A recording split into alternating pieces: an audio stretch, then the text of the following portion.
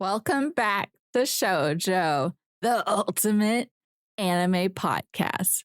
Genre doesn't matter. We're just the best overall. I'm trying to we're the best genre. It's like we're the genre. No, I'm saying regardless of genre of anime, we're the best anime podcast ever. Oh, okay. Yeah. Mm-hmm. Super. Yeah. Everyone listening, they totally agree. Why listen to anything else? Yeah. Why listen or do anything else besides listen to our podcast on loop forever? That's right. Speaking of our podcast, we cover shoujo anime every week, currently covering the Rose of Versailles. I am the shoujo veteran, was the shoujo newbie, but we're getting there. And we like anime. You like anime, or you're my mom and you're sympathetically listening. Or you've been converted to an anime fan like Joe's mom. It's one of those three categories. Okay. But yeah, I'm Sarah, Joe, and welcome. Let's get to it. Joe, what have you been up to since we last recorded? I don't know. I watched more Hunter x Hunter. Is the Chimera Ants over now? Finally? No, I still have 18 episodes of the Chimera Ant arc. I'm still waiting for the part for it to get good. So I'm very excited for these last 18 episodes because of that show. I'll just watch like hours of it and I'll be like, well, nothing happened. There was literally an episode where like a minute and a half passed in real time, but it was still a full 20-minute episode because there was so much like narration about what everybody was doing and how they were reacting to things. It was interesting. Yeah. So been watching that. It's been fine. Mediocre. I finished. There was a season 5 maybe. Of Is It Wrong to Pick Up Girls in a Dungeon, a show that I know is bad, but I watch anyway.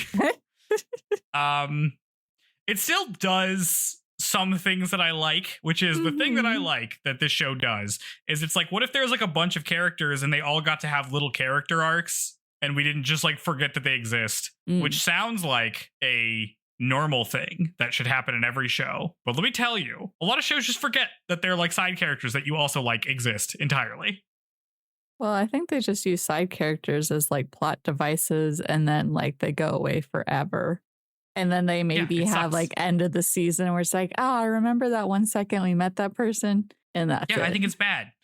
Like even like the people that are supposedly the main cast, right? I mean, this is the problem that Demon Slayer has all the time, I feel like. It's like the last couple arcs. It's like, hey, remember when the boar guy was a character that got to do anything? Remember when the lightning guy got to be in the show?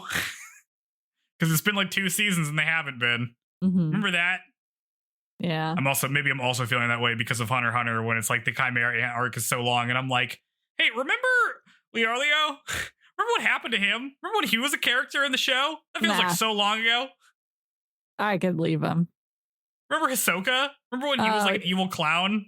Everyone he's like I see so many like, I don't know, thirst videos about Hisoka. People are into it. Yeah.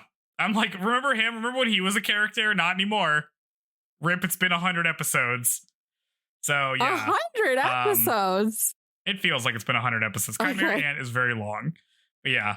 So, anyway, I'm enjoying the stupid dungeon anime because it's like, hey, remember these characters you like? They get to do something. And I'm like, that's fun. I like it when characters I like get to do something and then aren't just forgotten. Well, it's like the name ruins the show because it's like, obviously the creator was just trying to like, it's like clickbait. And then like you have to play up some of that stuff to keep those people. Yeah, that one in particular is weird because not only is it not about picking up girls in a dungeon, which does not really happen, the like main character is just like a nice boy whose cute. Character trait is just like being totally normal and like nice. So it's not even like, most of the time they're kind of like skeevy dudes. It's not even that. It's just like, what if there was a guy who was generically kind of nice? Yeah, at the very least, because I feel like in the earlier 2000s, like we would have these shows and then the guy would be like so unremarkable in every way. At least they're now making their character designs more interesting. Whoever the dude surrounded by chicks is. At least there's that. Because then it was like, ugh, why would all these chicks be hanging out with this loser? Yeah. I mean, this is also like, I'm like, oh, I was finished that one, but I'm also watching like ReZero season whatever. And let me tell you, that season of that show is real bad. I'm having a terrible time with it. But that's kind of my fault because I watch this show, even though I know it's bad. This is another one of those shows where I'm like, I don't think the show is actually very good, but I am going to watch it. But I like to imagine that show is about something else than what it actually is about. Just imagine which is kind of a on better me. Version. I'm imagining a way better version. I'm imagining a version that's like, what if we engage with like ideas about like what it means to rule a place or like different like social systems that exist? Wouldn't that be fun? And really, it's a show about waifus or whatever. And I'm like disappointed it's not doing the things I want it to do, which is what if we had discussions about ideas? Yeah. And instead of what it is, which is like, what if this cute girl got a sword? I'm like, okay, well, I don't really care about that.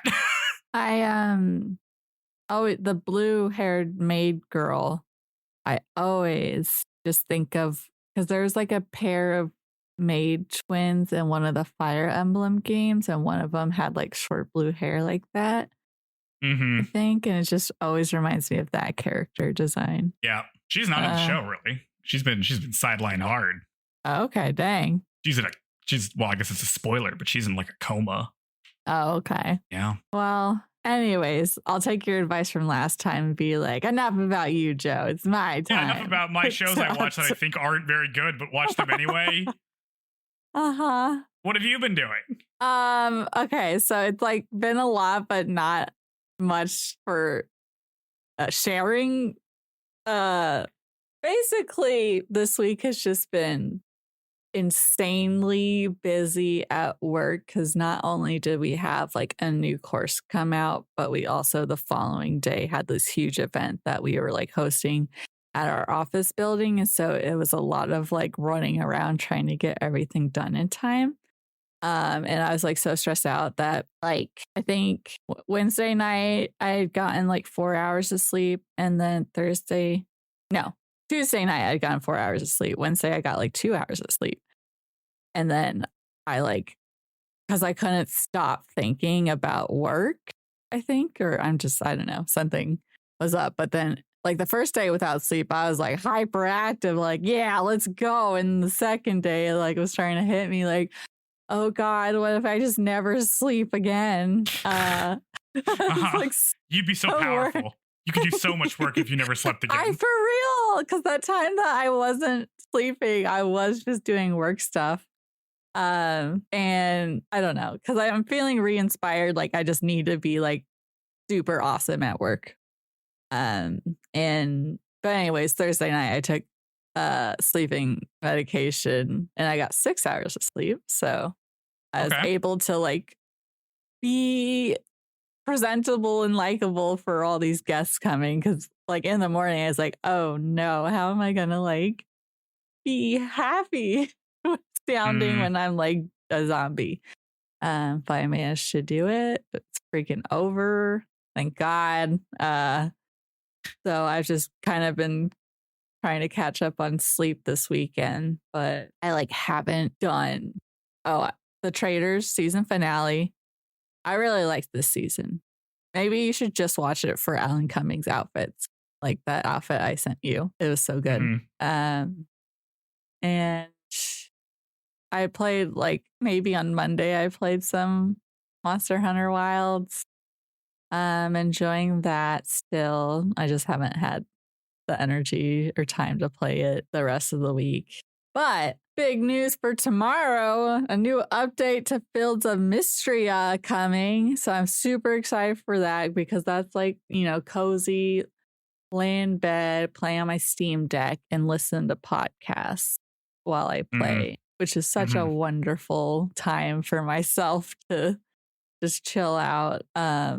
So I'm excited for that. I'm probably going to blow through all the new content, but I'm so excited. Yeah.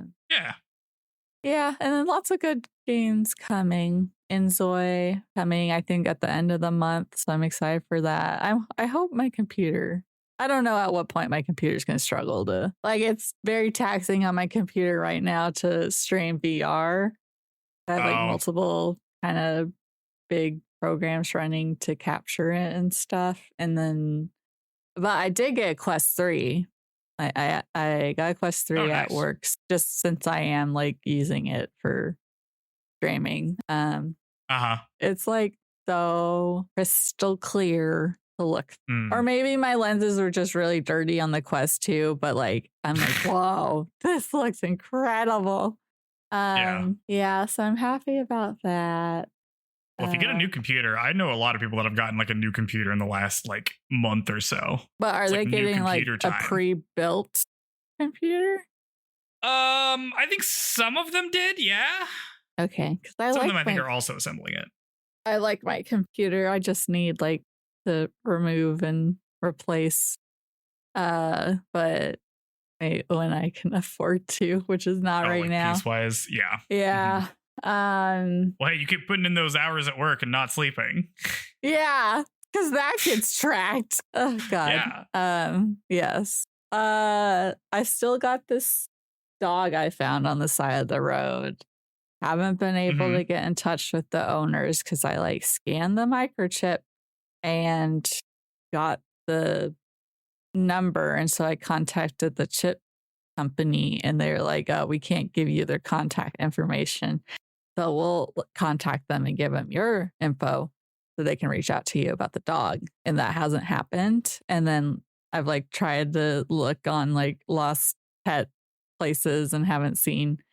So I don't know if he was just kind of like a farm dog that was just always outside and they're just like whatever when he got lost. But which I can't. It like feels wrong because he's so well behaved that surely like somebody put the energy into training him to be so well behaved. But well, if he's chipped, I mean, yeah. So he's been fixed, and that's probably when they put the chip in. So I'm assuming he's up to date on his vaccinations, and he's incredibly potty trained, like not a single accident for being like 10 months old. But I'm gonna have to start, I think, looking to rehome him soon. If I don't hear back from them. And it's almost a shame to not keep him because he's so good, but I just know he is not the type of dog for me. And also, if I get another dog, I want it to be more of a cricket-sized dog, but slightly bigger, because I think if I got a smaller dog, she would just bully it. But yeah, so that's what's been happening with me for the most part. So just very tired and a little stressed out, but yeah, happy to be talking and watching Rose of Versailles. Yeah, I don't think I have that much either.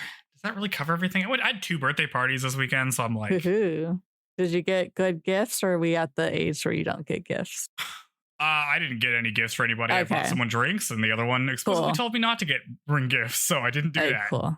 So I have a birthday party after this that I also have not gotten a gift for. Well, there you go. Okay. Phew. Oh, man. All right. Well. Yeah. Let's get to it. Do you have anything else you want to talk about, or do you want to get into it? Oh, my God. I can't believe there's another Galaxy Express. Should you look at the voice actors? I put that down. I guess we can go ahead and do that. So, voice actors, this was better. Looking at the side characters appear in more stuff. The kind of like bit actors, both of these are pretty funny. So the voice actor for Louis XVI, the current king of France, is Yoshito Yasuhara, who is another Galaxy Express 999 staple character. Shows up in a lot of that stuff. Plays someone named Fake Harlock. I don't know who that is. I guess there's a fake Harlock and not the real one. I don't know. He also did a lot of voices of like, I guess extras or just like various characters in the Lupin series. Like a bunch of the entries are about Lupin. So there is also that. But he also voices Louis, one of the pirates in Castle in the Sky. It's the one with like the little tiny mustache. I don't He's like kind of tall specifically, but yeah. playing Louis once again. He also plays Aoshi Shinomori in Rurouni Kenshin, who's like one of the first kind of bad guys. That's like one of the samurais. He's like blue hair. Is he like the? Oh, okay. I was like, is he the huge one? But no. Okay. No, he's like the pretty one. Okay. I think it's that first one where they go to that castle. I think he's one of those guys. Oh, is it the one where they're doing opium stuff at castle thing? Or I barely remember. It's been so long since I've watched Rurouni Kenshin. Mm-hmm. He also voices Vegapunk in One Piece, and I think he's still alive, so maybe he's still doing it. I don't know. In like the more recent stuff, he was definitely doing it like way back because Vegapunk is a big character now in the current arc. So, okay, maybe not this version, but yeah. He voices Coleman in Great Pretender, who's the bad guy who does like fake art. Because this guy is still pretty active. And he also plays Jimmy Kurosaki in the Cyberpunk Edge Runners, who's the guy who makes all of the little hologram things that people use. So that was the most recent thing I had seen that he had done. That was in 2022. Still going at it. He's like, I guess, 80 something. Damn. Yep, still doing stuff well. I'm assuming these characters he's playing are young. Does he not sound 80? No, he doesn't. I mean, he played like these are all most of the characters, are like middle-aged men, I guess. I guess he doesn't sound super old. Some of them are old men. One of them's a dog. I'm like looking at the My Anime list right now. Nice. But yeah. So, yeah, has a younger sounding voice, I guess, at his age. Get it. But he's got nothing on the other voice actor we have. So the voice of Granny, whose actual character name is Marlon Glace, I guess is the name that's like listed on My Anime list for the Andre's grandma or mom or whatever. She is voiced by Hisako Kyoda, who is very much typecast to play old women. But interestingly, I mean, she was born in 1935. Damn. So she's 90, still active, still doing stuff. Holy shit. Voice credit from this year. But even in her first thing in 1977, when she would have been like 40, it was also old women. So she's been playing old women the whole time. She is the voice of Yatsude in Urusei Yatsura, who is the like old witch in that, I believe. I've never actually seen that. Have you watched? Okay, I was gonna say I haven't watched it either, but I like Rumiko Takahashi or whoever the author of Inuyasha and Ranma is. That's another one. I guess maybe she's favored for those shows. Well, she plays like every old woman. Yeah. It's like she plays Sentaro's grandmother in Ranma One Half. She plays Genkai in Yu Yu Hakusho, who's like the old lady spirit. She plays the old woman in Paranoia Agent. And she plays Kaede in Inuyasha. Yeah, that's the one I know. The one I know. A lot of these other, like, I recognize the show, and I'm like, oh, it's like the old lady in that show. Yeah, well, that's she also voices, like, I guess there's like a lot of like Lilo and Stitch TV shows, and there's like an old lady in that. And that was a very good show. Well, I think it's like yeah. So lots of Lilo and Stitch character. So, yep. Cool. Okay. Wait. Well, I've got stuff to say about her this time. There we go. The side characters are lots of fun. So here, yeah. All right. We should get into it. So the Rose of Versailles, episode 16, is called Mother, What is that person's name? We open on Oscar and Rosalie practicing swordplay because we're doing it. We're training Rosalie to be an assassin. I would say Oscar's a little too aggressive with the motivation, where she's kind of just taunting her the whole time. And that causes Rosalie to thrust her sword into a tree. Oscar comments that at this rate, she won't be able to avenge her mother, which, like, I don't quite understand. Yeah, they're kind of just like... We're going to get later on this is Oscar, like, doesn't really want her to get revenge, so maybe they're just saying this to demotivate her, but, like, I don't think she's going to have to, like, sword fight somebody to stab a noble lady. I think you could just kill them in one slot. Yeah. Yes. But I'll have more to say about that later. They continue sparring, and then Rosalie accidentally falls into a fountain, Oscar helps her up, and Rosalie cries, saying that she's being made a fool of. She's like, "You're teaching me how to do this, but like, I'm bad at it, and you just keep telling me how bad at it I am." Oscar cups her face and tells her that she should get changed. And then she picks Rosalie up like Princess Carrie style and tells her that she's not mocking her, as Rosalie sits comfortably in her arms as the OP plays. Okay, I was like, oh my God, this is it. Is this the ship? Is this the like? But there's a few moments that I'm like, oh my God, Yuri moment. Yeah, there's gonna be quite a few of those, it seems like. Yeah, here for it. I got excited. I'm getting really excited this episode. We cut to, when we jump back, we cut to Oscar and Andre riding horses. Andre asks if she really thinks that Rosalie will be able to find her mother's killer, and Oscar is unsure, but asks Andre to devote himself to training Rosalie next week. We cut back to the Jarget's manor. Rosalie brings some laundry into Oscar's room. She sees Oscar's military uniform on like one of those fitting dummy things. So it's like a mannequin. A mannequin, that's the word. And she thinks about how she's secretly in love with Oscar. She starts dancing with the mannequin, with the uniformed mannequin, and thinks to herself how she wishes Oscar were a man so they could be together. Don't let that stop you, girl. Don't let that stop you. You know, this might be easier for Oscar, honestly. Yeah. Oscar walks in on Rosalie hugging her uniform and is like, why are you here? And then Rosalie tries to flee, but Oscar stops her. Rosalie tells Oscar that she was just here to bring some laundry and that she's going to leave now. But Oscar tells her that Madame Elizabeth is holding a ball next week and they're both going to go. And maybe at that ball, Rosalie can identify her mom's killer. Oscar tells her that she's going to have to introduce her as her sister's distant relative. And Rosalie's like, okay, but like if I go to a ball, I need to know how to dance and I can't dance. And Oscar tells her that Andre is going to teach her because I guess Andre knows how to dance at balls. Yeah, well, they mentioned something about never mind. That's the next point you have. But yeah. Rosalie thinks this will be the first chance to find her mother's killer and agrees to go. Yeah, I'm glad we're having at least mention of that, acknowledging Oscar's sisters do exist. And I was like, oh, cool, we're gonna meet one of her sisters. No, we don't. It sounds like her sisters aren't there. Like they've been married off. Yeah, they've been married off. It sounds like. But yeah, maybe we'll just never see them. Yeah. Oh, I didn't mention this. I should have mentioned this before.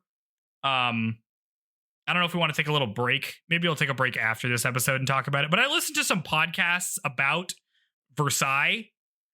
There was one called Behind the Bastards where they talk about King Louis XIV, the Sun King who built Versailles and why.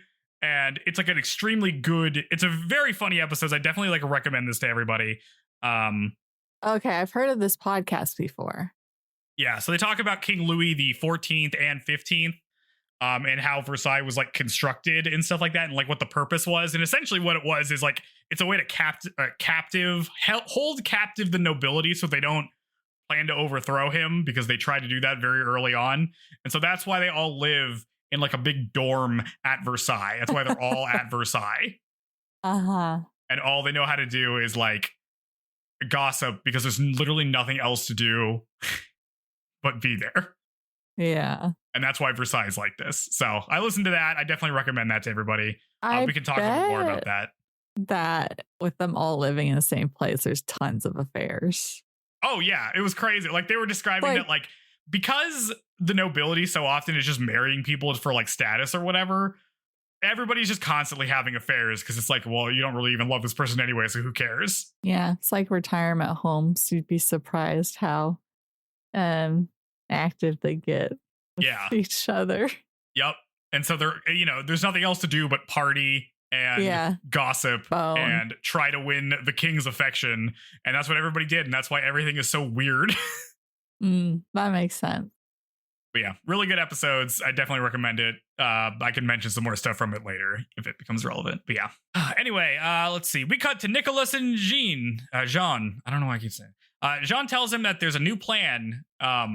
And that's for Nicholas to become captain of the Royal Guard Regiment, which I guess is different than what Oscar was, maybe? I was going to say, what is happening? Oscar's going to be who the hell is this guy? Oh, yeah. She's going to know he's faking it, because right now he hasn't been made that yet, because Cardinal Rohan, the guy we met a couple episodes ago, is going to arrange it, but hasn't done it yet. But he's just going to pretend like he already has the job. Nicholas is like, is that possible? Like, why would Cardinal Rohan, who like hates the queen, go out of his way to do that? And Jeanne's like, oh, that's easy. I told him that your account. And he's like, can you just say your account? Aren't they gonna like check?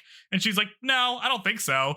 Like, she said she borrowed some money to rent a manor. And so like, if they have a manor and they say their account and they act like a count and countess, I mean, what are they gonna check? They're not gonna check. It's fine. As long as you fork up the dough. Yeah.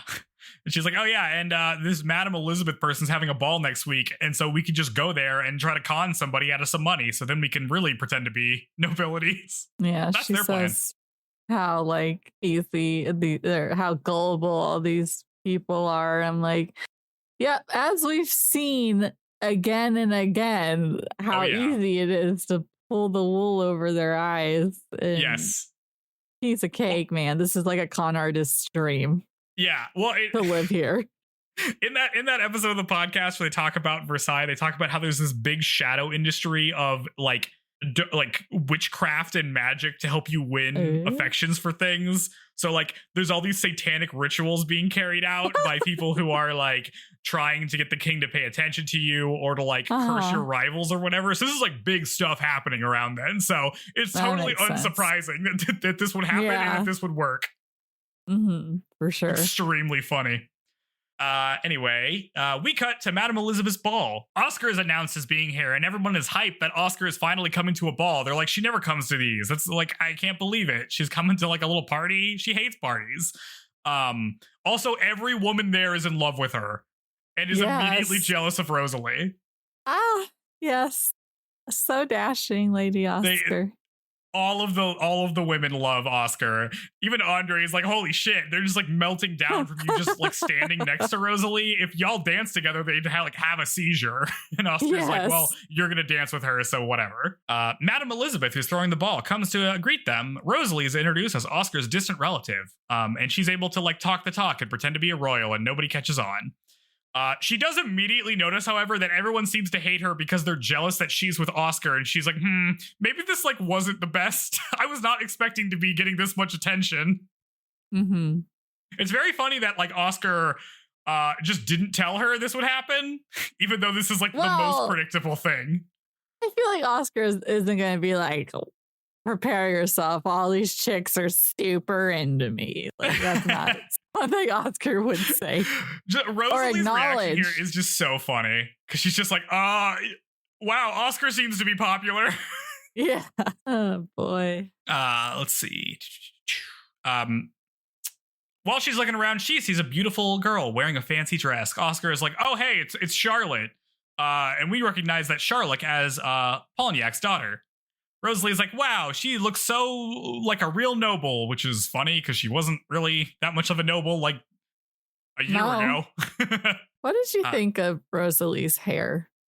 How it's like big it's up. Crazy. Yes. Yeah. Everybody loves it. And I'm like, okay. No. Sure. It's too big. It makes her head look enormous. Yeah. Oh. Dancing begins and Andre and Rosalie start dancing. Rosalie just can't stop looking at Charlotte, and Andre's like, hey, you seem to like Charlotte. She's Madame Polignac's daughter. And he's like, yeah, she's normally here, but she's sick right now, so she's not at this ball. And then he explains that Polignac is the most powerful woman at court right now. And Rosalie comments that he doesn't seem to like her. And he's like, maybe, because he totally hates Polignac. They're dancing right next to her daughter, like literally, like in earshot. Dude, like Andre being in all of these scenes is so funny. Like he's showing up, like he just shows up with Oscar everywhere. Dude. Everybody knows him, but he's not. He's just some like he's just like her helper essentially. Well, like I don't he's think, like dancing. Like maybe men will talk to him, but I feel like the women don't really talk to Andre very much. No, so it's just but he's just there and he's just hanging out. Yeah. It's just interesting. I don't know. Mm-hmm. It's so funny to see like where Andre's allowed and where he's not allowed to be. Yes. Suddenly, a woman comes rushing into the ballroom. She tells Madame Elizabeth that a woman in the antechamber has collapsed. Everybody overhears this, but Madame Elizabeth tells them that it's all right. Like, calm down, everyone. I'll just go check it out. It's probably nothing. We cut to the antechamber and we see Jeanne pretending to be passed out. Nicholas, who's wearing like a blue uniform, which is like not the uniform that Oscar has ever worn. So I don't know if this was like a fake or if it's like a different position in the guard or not. I'm not exactly sure.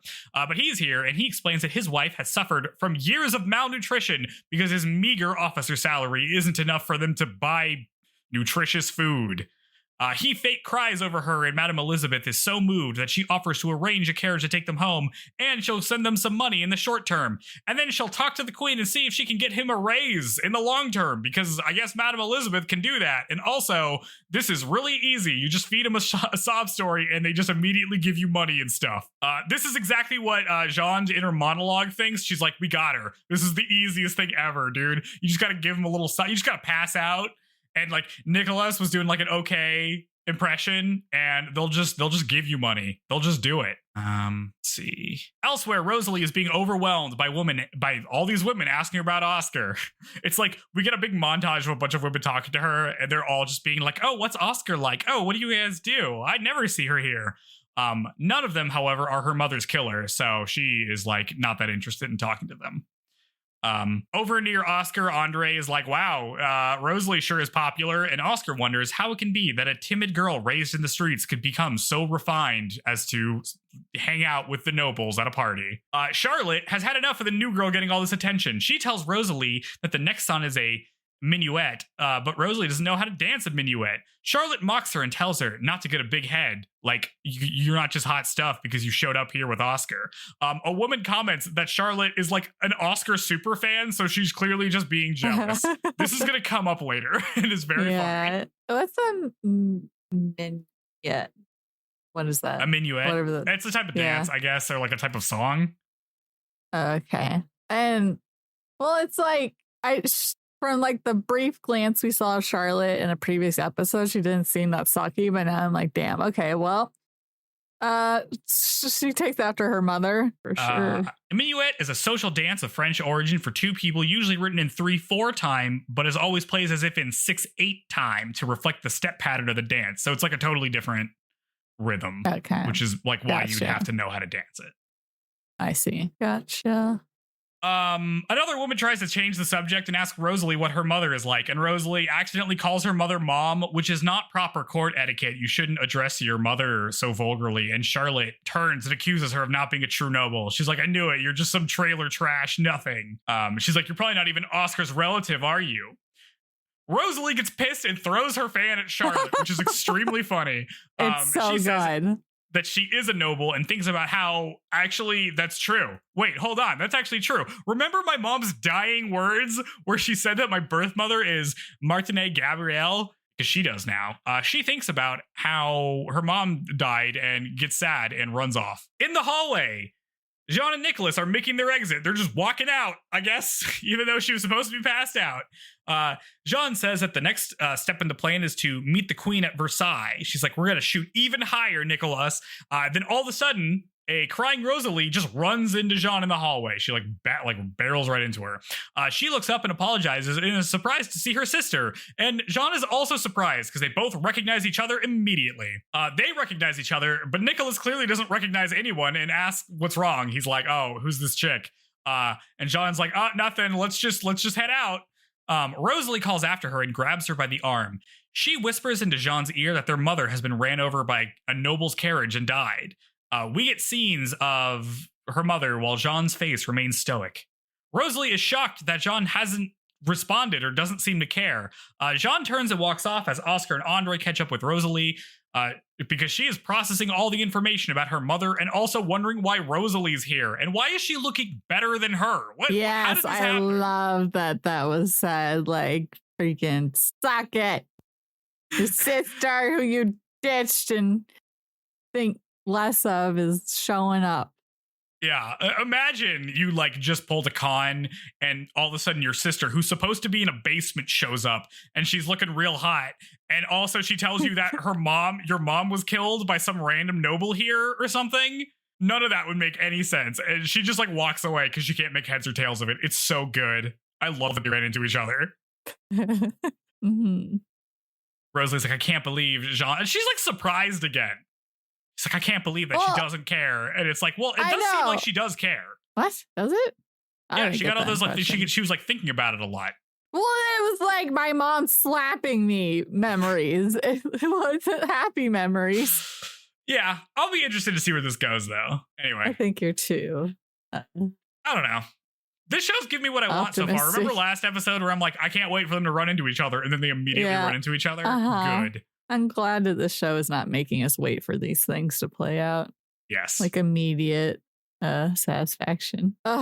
She's just like, oh, I miss you so much, blah, blah, blah. And I'm like, why? She freaking sucks. It seems like she was always like the worst and didn't help you. And I don't know, like, just because you grew up thinking she was your sister, I feel like that's not a good enough reason to be like, oh my God, this horrible person. But maybe Rosalie just she didn't have very many connections, I guess, in her life. So maybe she just held on to them. I wonder what they were like before, because Rosalie seems like a crybaby. You know what I mean? Very much so. Yeah. And I can see Jeanne being more of like a protector for a little bit and then getting tired of that. I can picture that. I don't. We'll find out. Maybe. It's the next day and Rosalie is brushing Oscar's hair. Oscar comments that all in all, the ball went really well. And Rosalie's like, yeah, except for that part where I like threw a fit. But Oscar says that actually throwing a fit was perfect because that's exactly what a noble would do. Anyway, you just gotta keep blending in. Rosalie agrees and thinks about how much she loves Oscar again. Oscar goes to Versailles to see Queen Marie. Polignac is also there. Marie assures Oscar that she's quit gambling unprompted. It's like the first thing she says. She's like, I'm done, it's cool now. And Oscar's like, okay, that's great. And then Marie is like, oh, hey, I heard you have like a relative that you brought to the ball. Everyone's been talking about it. Who's this girl you're holding out on me, Oscar? And Oscar says that it's her distant relative. And Marie is like, oh, cool. We should like all totally hang out together because that's what I do. I hang out. Polignac interrupts saying that Rosalie was actually really rude to her daughter at the ball. And Oscar's like, no, she wasn't. And Polignac's like, yeah, she threw a fan at her. And Oscar was like, oh, yeah, but that's because Charlotte was like being a brat.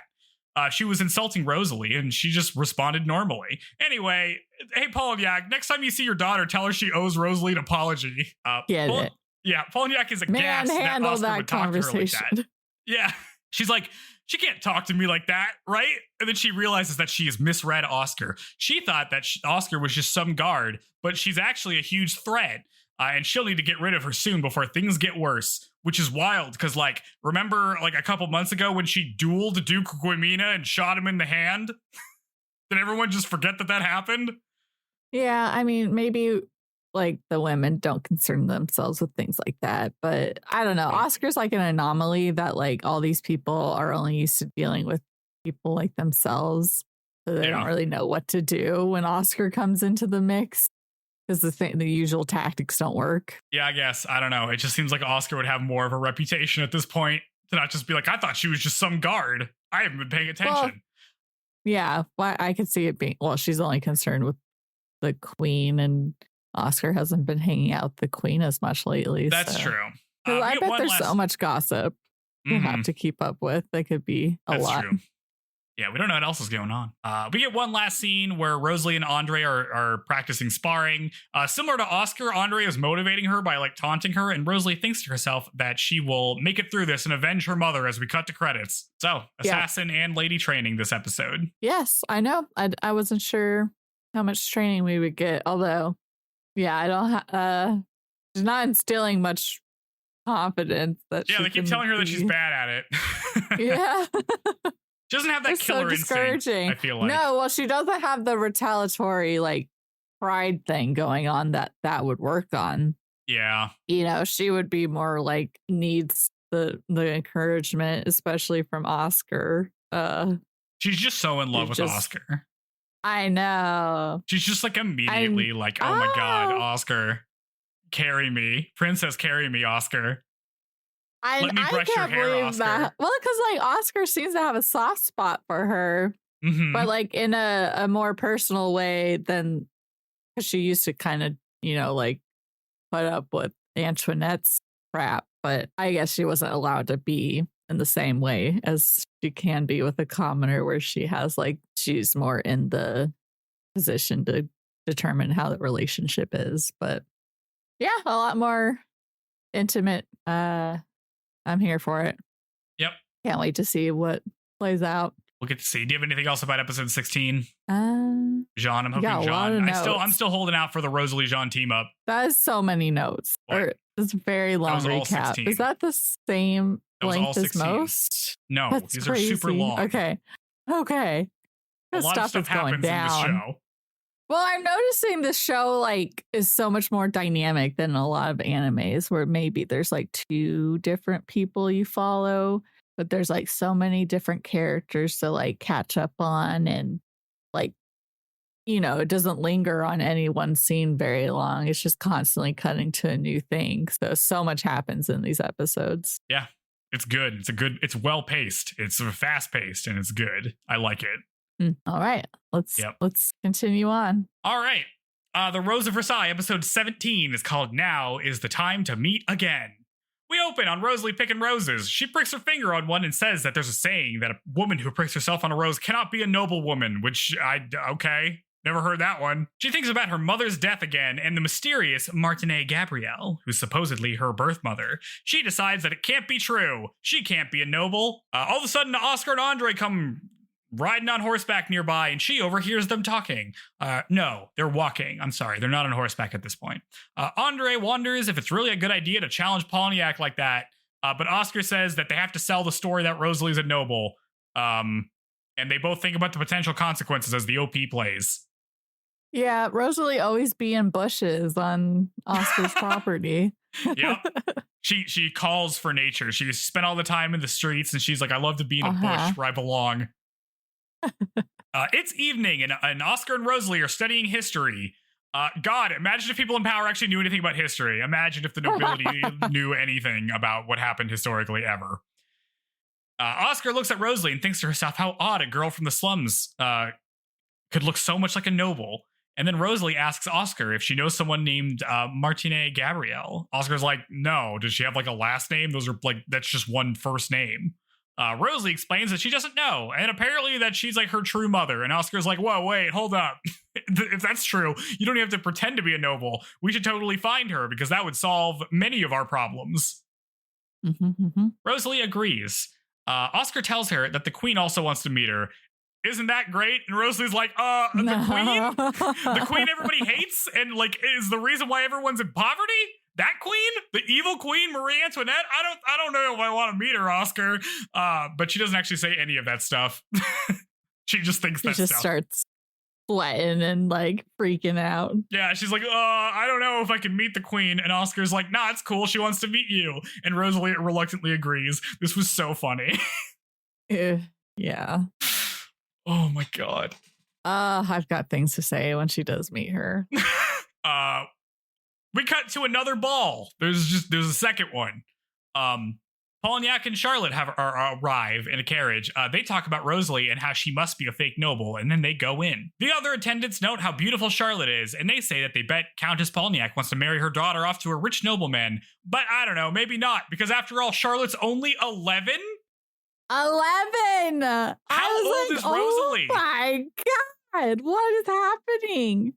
I don't know, because now I'm worried. Yeah, before I'm like, oh, Rosalie seems like she's 17, but if she's getting into an argument with an 11-year-old, is she 14? How old is she? Is there a wiki? I'm looking this up. I guess is she the younger of the two sisters with Jeanne?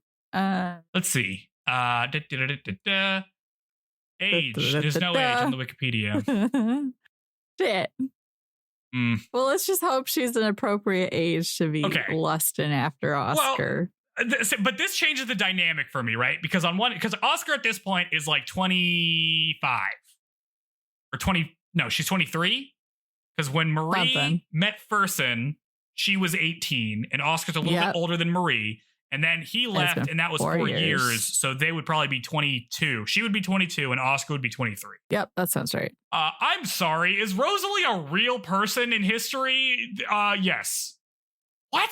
Stop! Don't spoil anything. Stop looking. Hold on. What year do we think it is? God. I don't remember. They said it in one of the episodes. If it's 19, this says she was born in 1768, which would make her 10. No, but way. I feel like she isn't. Dude, she lived to be 79. Holy crap. Anyway, okay. I don't. Stop that's so looking. Weird. Okay, we're gonna pretend she's older, or maybe they'll confirm it because I didn't think Charlotte. I thought Charlotte was probably like at least 14 or a teenager. That's crazy the way she's talking to people at 11. And also I forgot to mention, but like transitional effects, like when Rosalie cut her finger on the thorn, and then the transition to another scene from that where it's like a big blood splat. I was like, these are insane choices in style. Like, so funny. Now stop reading it. It doesn't seem like it does. It seems like her whole character arc in the show is made up. It seems like she was just a domestic servant of Marie Antoinette and was like the last one to get interviewed or something. She gave like an interview, and that's why people know her name. Okay, gotcha. Yeah. Anyway, so it's not related. She can be a little bit older. I'm gonna say she's 15. That sounds that's still like weird to get into. Yeah. Well, 15 is that good? It's probably everyone 14, admires 15. Oscar, but. Yeah, so is Oscar. So this is like this is like you have a crush on your like cool teacher. Yeah, but also I feel like we are hearing Oscar like have very like soft sentimental thoughts regarding Rosalie, which we normally don't get ever from Oscar, of like what she thinks of other people internally. Yeah, but I think that's like her being like a mentor figure. I think she's enjoying that. I hope so. Because she's like her protege, kind of. Yeah. So. Yeah, that's what I'm going with. Anyway, we learned that Charlotte's 11, which insane. I guess she kind of acts like a little brat, so that's fine. Yeah.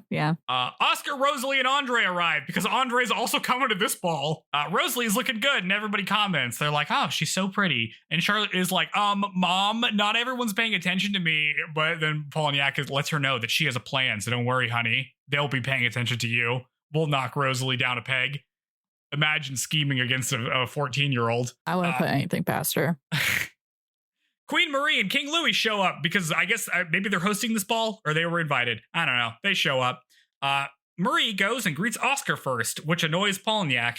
Oscar introduces Rosalie to Marie, and Rosalie is taken aback that the wicked queen that everybody hates is actually just a beautiful lady. Yeah, well, I'm just like, girl, that doesn't change the facts of what you know about her. Just because she's pretty and not like acting like Charlotte is doesn't mean she isn't the culprit for the suffering of the people. I'm sorry. She just seems like starstruck. As we all know, beautiful people are always good people and ugly people are always bad people. Haven't you ever seen a Disney movie? Come on. Yeah, that's true. Yeah, it's ridiculous. Polignac walks up to them and introduces her daughter to Queen Marie. Rosalie looks up at Polignac and realizes that it's her. That's the woman who killed her mom. And even more shocking, Polignac also recognizes her. She recognizes Rosalie, which was crazy. Okay, I have a bone to pick here. Okay. Because there's a whole arc with Dewberry where it's like, oh, I can't talk to her until she talks to me first at events. And then this chick, Polignac, just is like, hello, it's Queen. Meet my daughter without being spoken to first. I'm like, oh my God. Breaking the rule. Yeah. Well, Polignac doesn't care. I guess, but like you would He's like, I don't have to respect this. I'll just do whatever. I'm Polignac. God, yeah. But it was like they made such a big deal out of it to now just like not acknowledge it at all. Well, that's because that's like a custom, and like Dewberry had never been addressed ever, and so you have to be addressed once in order to like talk to somebody else. Okay.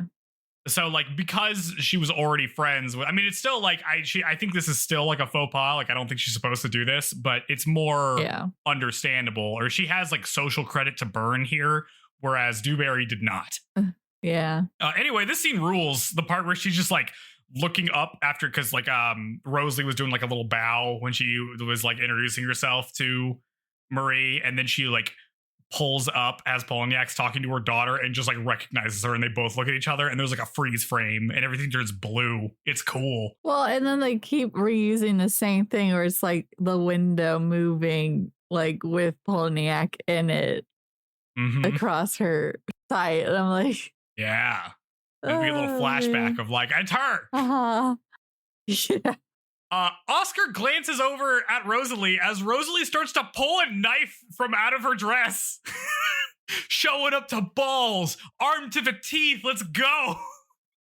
Okay, yes, but then Rosalie starts to lurch times. towards Polignac, but Oscar catches her arm.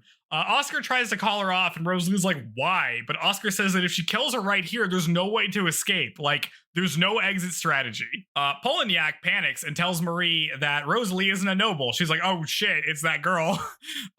She begins to explain, but Oscar, like, pulls up next to her to cut her off. She whispers to Polignac that if she admits to a hit and run, she'll lose influence, because even if you're a noble, you still just can't kill some random lady. That's still bad. Also, Rosalie is prepared to die right here and now. So if you do that, if you blow her cover, she will kill you. Polignac looks at Rosalie, and then she turns to Marie and says that actually she was mistaken. Forget I said any of that stuff. Because she's terrified. Marie, for her part, just rolls with it. She's like, oh yeah, no, I didn't take any of that seriously anyway. Whatever. The scene is so funny. It's so crazy. Yeah. I mean, I'm starting to think that, and we get into it more later, but the reason Oscar likes Rosalie, and that's why she doesn't want to throw her life away on this revenge thing. Yeah, that's the next scene. But also, I'm sure it just turns into like Polignac becoming an issue that has to be addressed anyways. Like, so it could be done in like a more formal, public way than just assassination. Yeah, I don't know. But yeah. Ugh. Maybe it would save a lot of trouble if she just had taken one for the team and stabbed her. That would be incredible if Polignac just got stabbed in the middle of this ball. I'm sure Oscar was not expecting the killer of Rosalie's mother to be the most powerful woman in France. Yeah. Well, it also puts, like, if Rosalie did that, then Oscars would be in big trouble for bringing that person knowingly. So very clearly not your whole thing. Yeah, your ideal distant situation. Relative. Yeah. But now Polignac knows that, which is incredible. Like the fact that she's like, oh, this Oscar lady could be a problem. I thought she was just some guard. And then the next day she shows up with like somebody with a blood vendetta against you. Oh, man. Back at the Jarget's manor, Rosalie cries because she missed probably her only opportunity to get close to Polignac. She looks at Oscar, and Oscar tells her that she didn't want her to actually get revenge on her. It won't be the closure she thinks it'll be, Oscar says. It's better just to live a good life than to try to avenge a dead one. Besides, you're basically part of the Jarget's family anyway. So let's just, like, focus on finding your birth mother instead of avenging your other one. Doesn't that sound like a better life, Rosalie? And Rosalie, who can't say no to Oscar, agrees. What happened to the whole I'll help you get revenge, like we're on a revenge tour thing? I was disappointed by this. This is the same. But this doesn't surprise. I mean, this is like Oscar doesn't shoot Duke Guamina. She shoots him in the hand and then he's fine later. You know what I mean? Yeah. Oscar doesn't pull the trigger is the problem. Yeah. Because she's too nice. Boo. Boo. No, we like impulsivity and just, being crazy. Yeah, it also doesn't work out for her particularly well. Like, Oscar's taking the noble route here, but she's about to eat it at the end of this episode. She should be scheming. I keep being like, Oscar needs to scheme a little bit more, and she does. Yep. I mean, I think this is better. I mean, it's true that, like, you shouldn't throw away your life for revenge. You should really think about crafting a better life for yourself. I agree with that. I think maybe that better life from yourself could also involve stabbing Polignac somehow. Well, yeah. Well, it's just like, how are you supposed to I feel like I would never be able to accept that someone just gets to get away with that. And when you haven't grown up in a society where people just do terrible things and get away with it, I can just see that being like all consuming and frustrating and not being able to let it go because it's like unjust. Yeah. I'm still pulling out. I still really am holding out for Rosalie telling Jeanne that it's Polignac who killed their mom, and then Jeanne does something about it. Because she would. Jeanne would have stabbed her. Yeah. Well, if she cared. But she's got it in her. You know what I'm saying? She's got the killer instinct. Yeah, we don't really know what her end game is. Like, what does she actually want? Yeah, she wants to go see the queen, but we don't know why yet. We'll find out, I guess. Yep. Anyway, I'm sure it'll be a piece of cake because Marie Antoinette is just. Oh yeah, I'm sure she will get fooled immediately. Manipulation. Yep. Andre comes in with a bunch of books. It turns out they're the registry of all the nobles. It's not complete, but they got a lot of those books. So the three of them spend all night looking for the birth mother.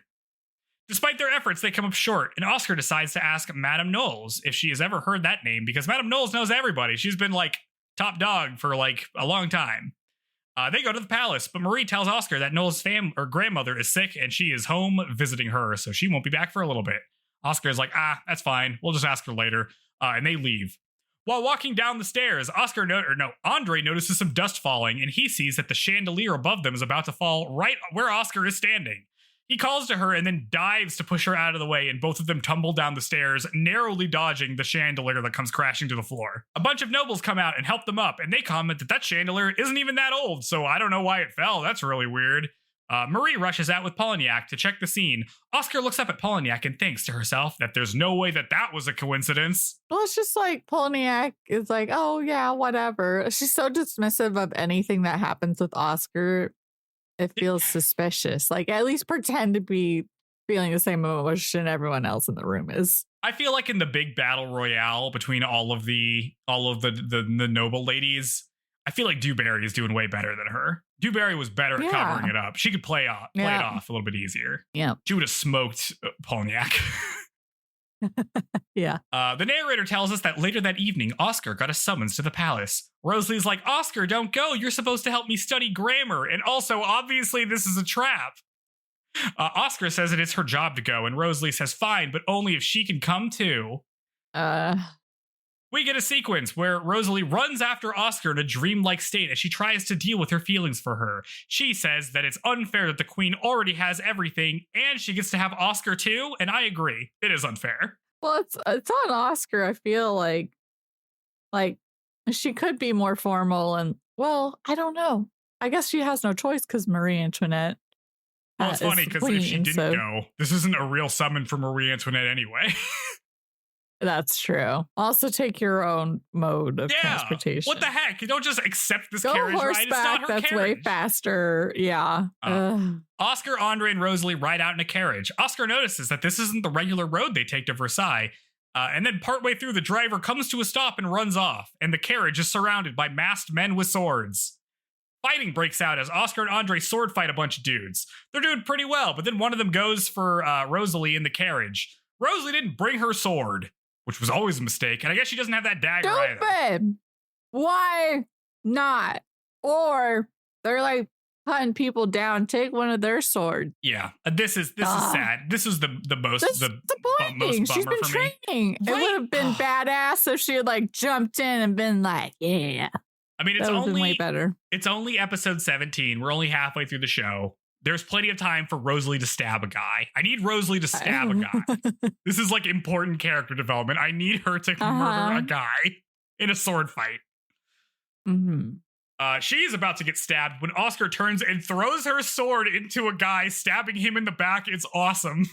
The way he falls over is crazy. Rosalie could have grabbed his sword. I mean, I guess it doesn't matter because unfortunately, this means that Oscar doesn't have a sword right now, and she immediately gets stabbed and falls. Oscar is moments away from being killed when suddenly another carriage rushes up on them. A man leans out the carriage, and we see that it's none other than Count Fersen himself, back from the north. So hot, so pretty. He calls out to Oscar as we cut to credits. Fersen's back at the perfect time. Yay. Why is he here? I don't know. Who cares? Oh my gosh. Yeah. Okay. I'm so excited. He's eye candy. His hair is so perfect. The eyes are so pretty. Yeah. It's just too bad he's a sucker who likes Marie Antoinette, who I freaking hate. Well, good news about what happens next episode. Anyway, this episode was cool. The part where Oscar and Andre are sword fighting guys, like Andre's fighting like 2 guys at once and Oscar's fighting like 3 guys at once. It's cool. Well, we saw Oscar like episode 1 or 2, like You lured into a cave and like beat a whole group of people. See, this is how you know Polignac is not doing her homework. Because like, if you were going to ambush Oscar, I wouldn't ambush her in a sword fight. Like, blow her up with dynamite or something. Like, you can't sword fight dynamite. Having a bunch of dude with swords is like not. I mean, I guess it kind of worked here, but that was just a coincidence. Only like, if Rosalie wasn't there, she probably would just cut them all down. Yeah, they should have just not let her come. She needs to just carry a sword with her. Rosalie just needs to have a sword. So annoying. Yeah. Yep. But yeah. Oh, but the next one. See, this is the stuff that I like. The part where we know that Polignac is they meet each other and they're like, what are we gonna do now? Because like Rosalie's never gonna be able to get near Polignac again because she knows her, so it's doomed. They can't figure out who her birth mother is either. Unknown, unknowable, noble woman. Mm-hmm. You think she changed her name? Maybe she's like not from France. Or she like was disgraced and isn't or I don't know. Because if she would have had her however long ago, I don't know where she could have gone when they're all trapped there. Yeah, something bad must have happened, right? Or she died. That too. But I feel like that's going to be disappointing. Yeah, that's not fun. Yeah. Yeah. So we'll see. All right. Rose of Versailles, episode 18 is called Suddenly Like Icarus. We get a recap of last episode where the crew was attacked. Fersen rides up and the men call off the attack because they're like, a second guy shows up. I guess we're done. They run away and Fersen reaches Oscar. They all circle around her as the OP plays. My first note was Fersen is so hot, but Fersen was autocorrected to fermented. Yeah. It's not the easiest name to put down. I've had to very much teach the autocorrect to recognize these names. We cut to Oscar lying in a sickbed while everyone gathers around them. Granny is sobbing and Andre tries to calm her down, but she snaps at him saying it's his fault that she got hurt. He should have taken the blow for her. General Georges is like, all right, maybe you should like go take a rest. And Granny looks at him and decides to tell him off too and says that he just raised her like a proper lady. None of this would have happened. She starts crying again, and General Georges is like, all right, we should go. Come on, let's go get you a drink. And he leaves with her. Out of control. She is just like sobbing so loud and so much. And I guess it's like she kind of raised Oscar. Mm-hmm. Yeah, it seems like that. I don't know. No one else seems as upset as she is. So I could see that being frustrating too. Yeah, well, you can see how like... but I like that she gets lured away with the call of a drink. Oh yeah, we know she likes to drink. Out. Well, you can see how like the general is very like hard with Oscar because he's raising her like a son. But then when he deals with Granny here, he's like very nice for somebody who works for him. So yeah, a rare moment where General Georges gets to be cool. Yeah, we don't see him very much. No. The doctor there says that nothing life-threatening has happened to Oscar, and if she rests for 2 weeks, then she should have complete arm motion again. So she just needs to do that. Andre and the doctor leaves, which leaves only Fersen there with Oscar. Oscar opens her eyes to see Fersen. She says that she thought it was him, but also thought it might have been a dream, because why would he be there? She thanks him for saving her, and Fersen tells her that he was actually there to visit Oscar. So... Okay, we have to talk about, because first I was like, ooh, Rosalie and Oscar. Now I'm like, oh my God, Oscar and Fersen. She opens her eyes and they put like the romantic bubbles and she seems like happy to see him. And like, I'm like, oh my God, what's happening? Yup. We got another scene a little bit later that leans into this a little bit more. And I'm like, what's happening? Okay. And then I was like, oh my God, if Oscar has a thing for Fersen and anything happens, Marie Antoinette is going to like freak out, and that's going to be the thing that separates Oscar and Marie Antoinette. You think they have a falling out over that? Marie, look at I think so. But also Oscar seems to just trying to tell herself that they're perfect for each other. Yeah. God. See, this is really what a love triangle needs to be for me. Yes. When like one person is like the other two should be in a relationship, but I just like them so much. See, that is like more tragic to me than two dudes like the same girl. Yeah, that's like when I was in high school, I was reading this manga called Moe Kere, I think. And it was like that, where like the guy I wanted her to be with was like, no, you should be with him. You guys we'll be good, this and that. And then I was like sobbing, like, oh no, but you love her and deserve. And yeah. Mm-hmm. So very dramatic. Yeah, that's good. That's the good stuff. Yes.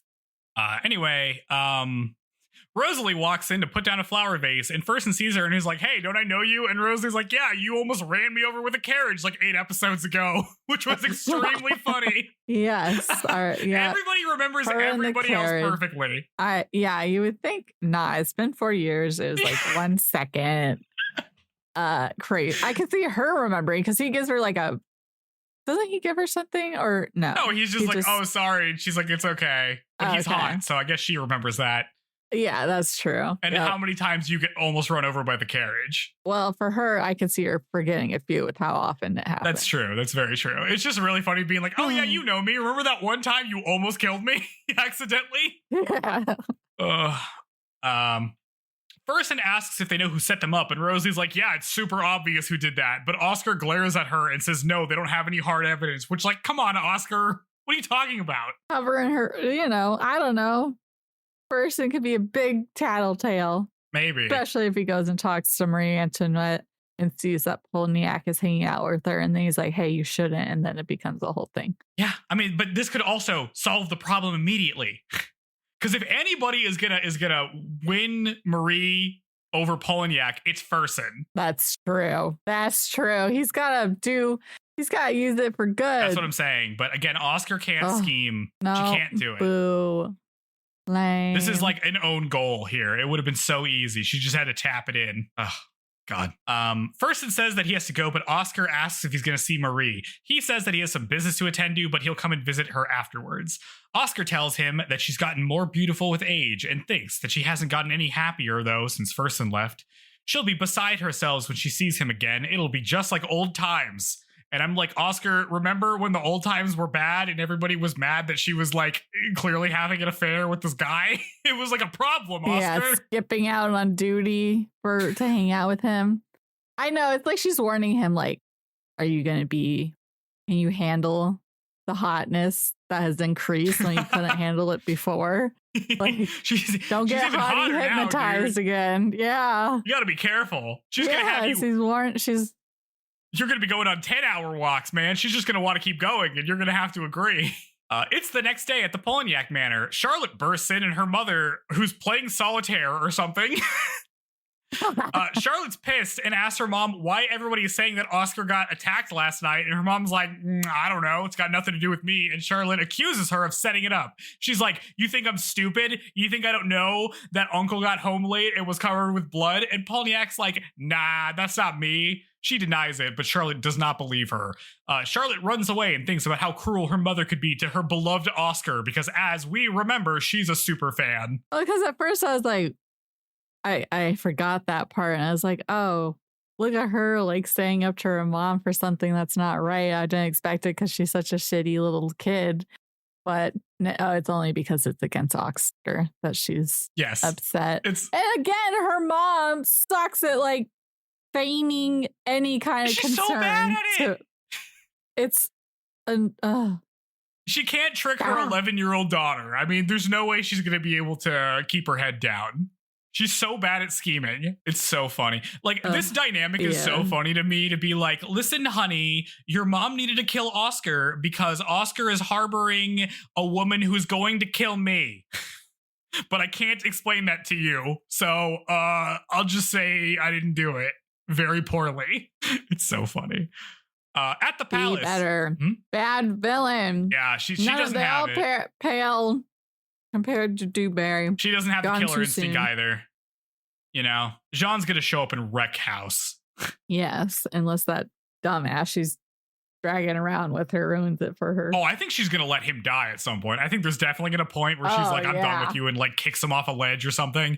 Like he's holding on by one hand. Being, like he gets in trouble for impersonating an officer, and then he's like, no, tell them it's not true, and then she doesn't say anything, and then he gets executed in front of her. I think it's gonna be like the early days where Duke Orleans keeps stabbing his own dudes. She's gonna stab him, and Duke Orleans gonna see that and be like, maybe I can work with her.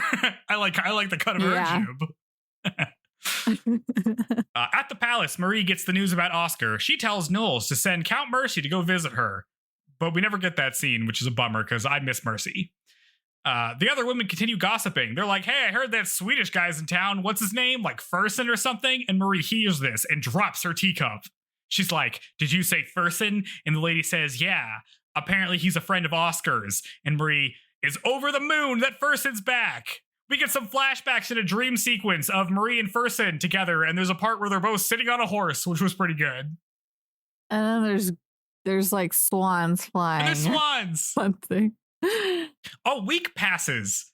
Oscar has no new clues about the attack, which like you don't need because it's super obvious who it was. Come on.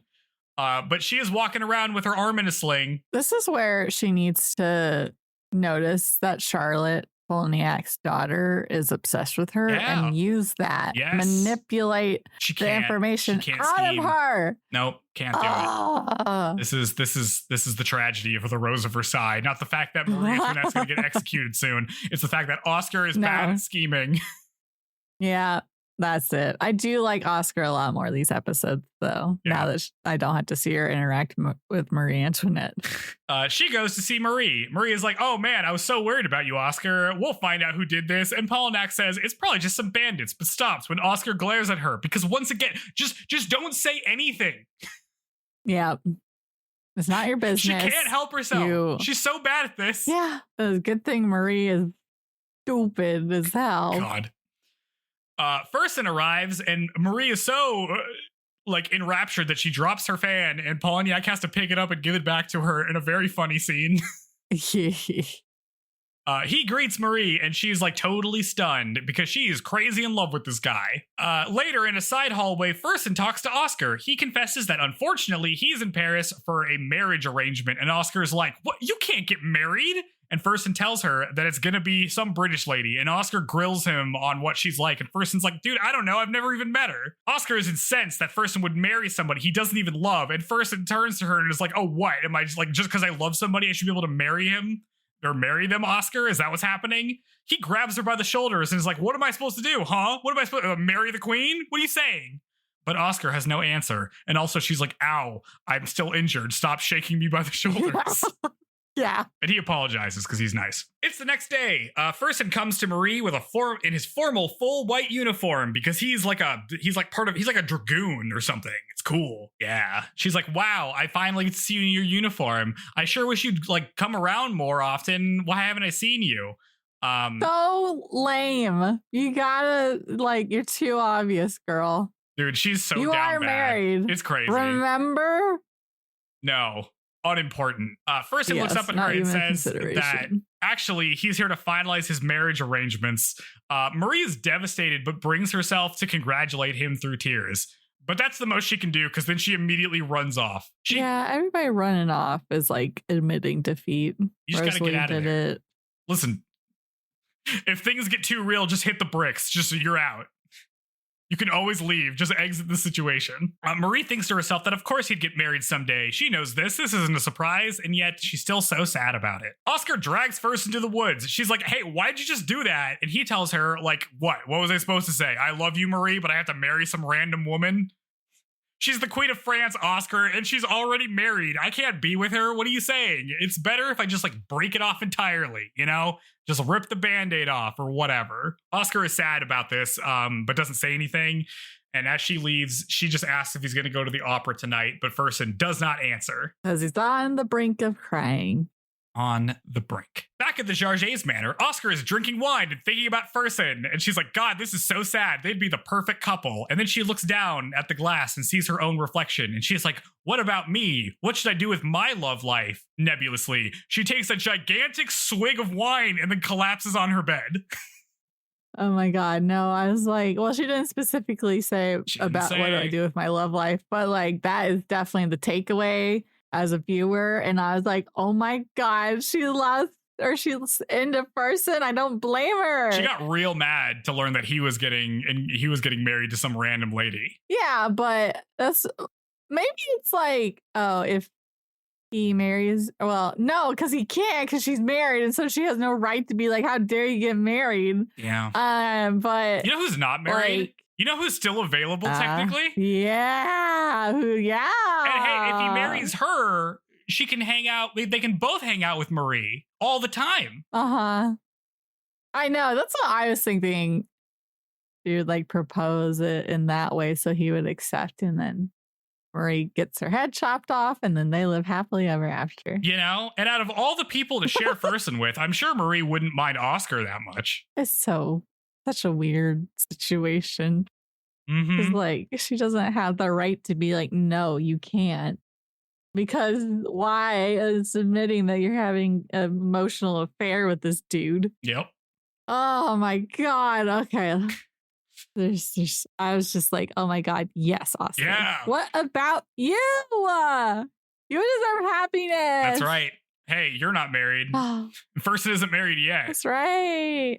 Well, I'm wondering if like because she's definitely like past the age of where she would typically get married, and it's like what was her father's plan for her as like raised as a man but not a man, and then like not a woman traditional sense. So like, were you just gonna have her never marry, or what? I don't know.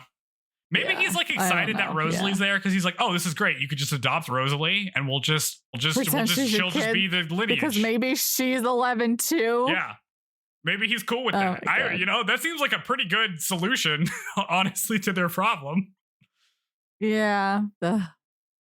Okay, let's continue. It's opera night, and Fersen can't bring himself to go in. He's like, Oscar, I can't go to the opera hosted by the king because I like kind of hate that guy now. In the opera, we see King Louis sitting alone. Madame Knowles comes and tells him that Marie has a headache and will arrive late. And he's like, oh, that's cool. He does not seem to care at all. Nope. Love this little dork. In the forest, Fersen is being sad. He hears a noise and turns to see Marie. For what I can only imagine is a secret rendezvous, although they seem surprised to see each other, but I don't think she's just going through the woods on her own. I need to say something. I just remembered I had a dream about the Rose of Versailles. Okay. Or something, but I don't remember the specifics, but basically there's like this, and maybe it was like a merge of Rose of Versailles and reality, but basically there's like this prize that everyone thought was going to have money in it. Or maybe it was like, oh, the people are being given back with this chest full of money, and then they open it, and then it's just a bunch of locks that the king made. Like the locks that Louis makes? Oh my God. And that was the gift. A gift was from the prize. King. Yes. I just remembered. Oh my God, that's so funny. This is the only time we see him in these episodes, and he's just like, oh, my wife's not here, whatever, that's cool, we'll meet up later, it's fine. Yeah, big nothing person. So they're in the forest. Fersen apologizes to Marie for yesterday and explains that his dad is old and is trying to settle him back in Sweden so he can't keep going around on his big European travel adventure. Marie is like, yeah, that makes sense. But that also means I won't be able to see you anymore, huh? She thinks about how horrible it'll be knowing that some other woman is going to get to be with him while she's stuck in France at the palace. She runs off. And then she immediately trips over a tree root and he goes to her. They look at each other and then embrace crying. The narrator tells us that despite these two being in love, it has all led up to this. We see Marie and Fersen kiss as we cut to credits. Okay, because I was like, I can't, because like the little illustration they show, it looks like they're in bed sheets, and I'm like, oh my God, are they gonna bang? Maybe they did. It's a little vague. And then who's gonna find out and hold that over Marie Antoinette is blackmail? Polignac probably is like, oh, you had an affair on the king. Now, or Jeanne, whatever. Somebody's gonna find out, and it's gonna be bad. I don't know. And what about Oscar? Oh, I don't know. Do we think they banged? I kind of hope that they did, but then did they do it in the woods? You imagine if they did it in the woods? I don't know. Because I was like, we'll see, I guess, if this isn't just a fabrication of something to happen that hasn't happened yet. It's hard to know what actually happens. Like that happens. And what's just like a cool painting that they put in the show. Yes, exactly. Yeah, the end. I was first watching it on Plex, and then I got to episode 17. Oh, it's wrong. And then I had the same thing. Oh, okay. So did you? Okay, because I was like, oh, this is not right. Yes. I need to. So I like saw a minute or two of like episode 34. How did you know that Plex has the wrong ordering? I was like, because it's not like, because at first I was like, oh, this is just some weird time skip or something. But then I was like, oh, this is something that apparently we're supposed to have been aware of happening. And okay. So it wasn't. And Oscar looked a lot more stern than she normally does. I was immediately like, well, Oscar's wearing a blue uniform, so that means we've done a time skip. She doesn't wear blue yet. Yeah. Yeah, because it opens and it's like the estate's general has been called. And I'm like, excuse me? That's like the revolution's happening. What? Oh, yeah. That might be a bit like where they're, that. But yeah, so a sneak peek for us. The estate's general is going to happen, folks. Experience this, but maybe they did. Get ready for that. I was like, oh no. Yeah. God. Nope. I have to watch it on like Pluto TV or whatever. Get the right episode ordering. Film Rise. Oh God. And then and ads right now are crazy, but I got an ad that was like for the Republican Party, but it was like if it was that movie Taken, because it's like talking about illegal immigrants, and they're like, if you're an illegal immigrant, we will find you and we will deport you. And I was like, oh my God, what is this? This is insane. Like threatening. It's like, you're watching the Rose of Versailles. You probably love an aristocracy. You probably love oligarchs. It's crazy. Don't you hate the, don't you agree that the hated Austrians are terrible?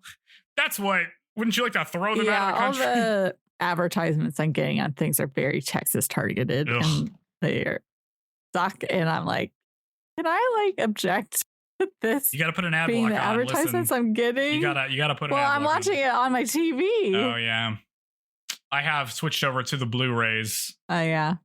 That must be nice. You can buy. Wait, so it's wrong in the Blu-ray too? You can buy Collection 1. That's available everywhere. Collection 2 is not, because that's how every anime Blu-ray thing is now, where it's like one of them is dirt cheap and the other one is unavailable. Damn. Wait, so on the physical copy, the error was there as well? No. I was watching it on Plex for because episode I watch it on my iPad. Oh. But then I switched over to Blu-rays because it was wrong. And I'm like, well, I'm not doing that. Gotcha. Yeah, I know. What other crazy? Because that's only, what we saw is only 6 episodes from the finale. Yeah.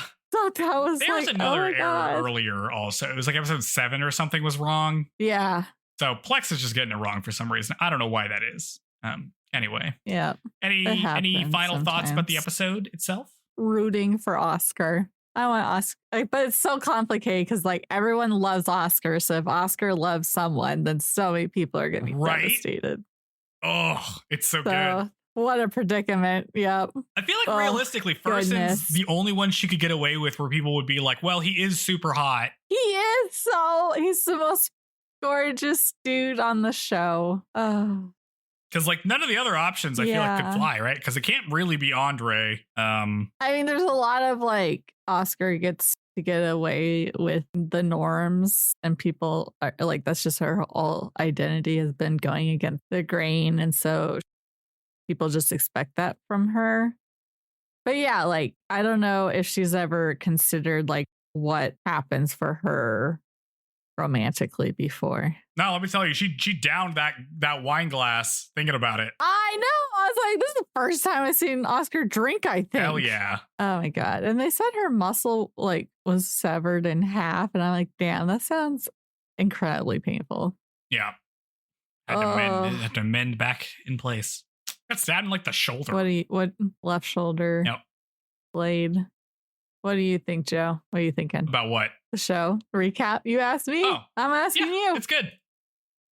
No, I'm having a great time. A lot of things I wanted to happen. I'm really excited now. We're like moving at a good pace. I feel like there's plenty of stuff here to like get into. And I'm excited for it. This is like the first show really where it's like, I really just want to keep watching episodes. And I'm like having to force myself to only watch the 3 episodes. Yeah. I know, because normally these shows, it's like, oh, I wish this would happen. And then it never goes down that road. No. But like everything I'm hoping for is happening here. It's happening fast. Thanks for picking this show, Joe. It's really good. And I never would have given it the chance otherwise. Yeah. Yep. No, it's great. This has been the best show we've watched by far. Yes, for sure. Yeah, it's so good. I'm excited. I don't know what the movie covers, but that'll be cool to watch too and see, like, compared to when the time it was made versus like remaking this classic series, like what changes they make to it. Like, do they just take the plot and drop all the like, crazy animation things they're doing and do it in a modern way? I'll be interested to see. Yeah. But yeah, we're almost halfway. Yep. Yeah. Do you think well, I guess we can talk about this later. Because like I want to read the manga, but I also don't like reading the thing after I watch the thing because it's like too much of the same stuff. Sometimes the manga differs a lot, and that's super the case in shoujo. Oh. So, or most of the time. Yeah. Because like or it never goes past the first season. Typically, we don't get the entire show in the shoujo anime, so like you have to read the manga to know what happens. Yeah. But I do feel like I'm gonna read this after we finish watching it. Yeah, well, those sweet editions must be had. Yeah. Those hard copy versions are so nice. How many more weeks is that for us? There's 40 episodes. We're on we have 22 left. 22 divided by 3 is 7 point something. Maybe we'll do 4 episodes, or we'll do 2 and 2 maybe. Yeah, that works. So 8 more weeks. 8 more weeks until the end. Yeah. Exciting. Oh man. I hope everyone listening is enjoying watching along, or at least learning as we cover it. Yeah, this has felt like the most consistent series we've covered. And I finally got my mic the way it needs to be. So I'm like, we're here. Shoujo is getting to where it's meant to be, quality wise and content wise, our podcast. Yeah.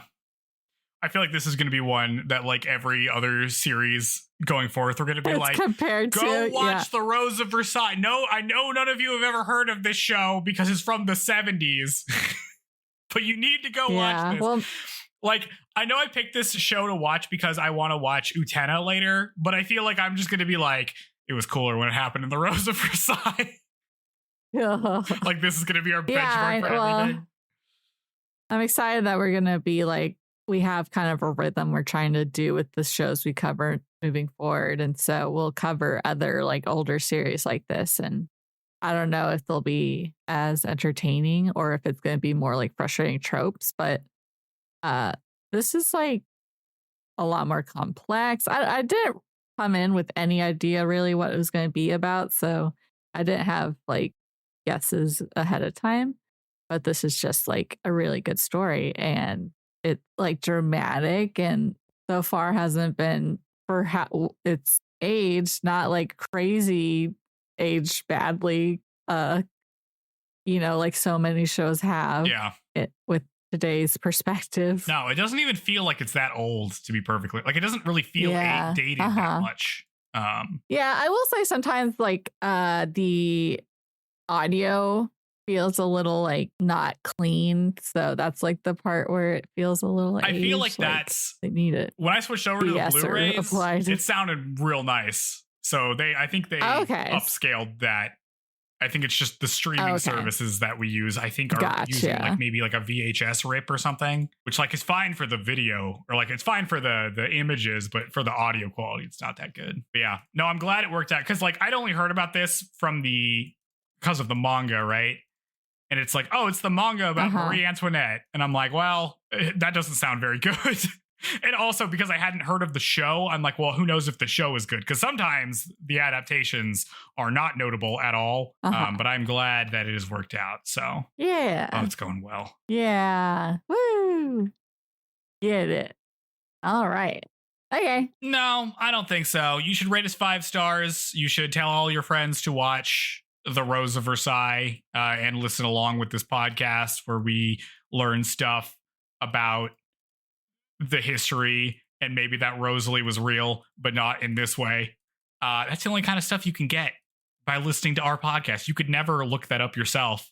No, not to watch episode 17 on Plex. Don't watch Plex. Learn from our mistake. Oh, gosh. Maybe we should like email them. You think it's like a company thing? Like, hey, this is out of order. I wonder, because sometimes there was duplicates of like Love Island episodes where I'm like, yeah, dang it. Wow. So there's just messy organization. Plex activity. All right.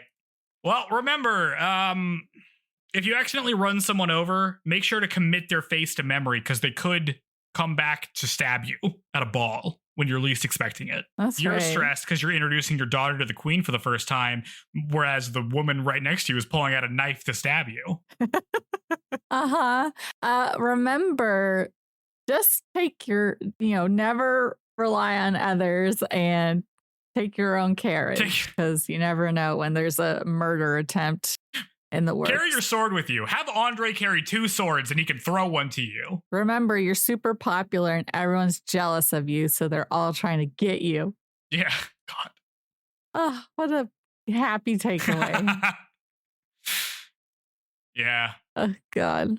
All right. Okay. Thanks for listening, everyone. And I can't wait for us to cover the next set of episodes because this show is good. And we hope you feel the same. And till next time, fare thee well, listeners. Bye. Bye-bye.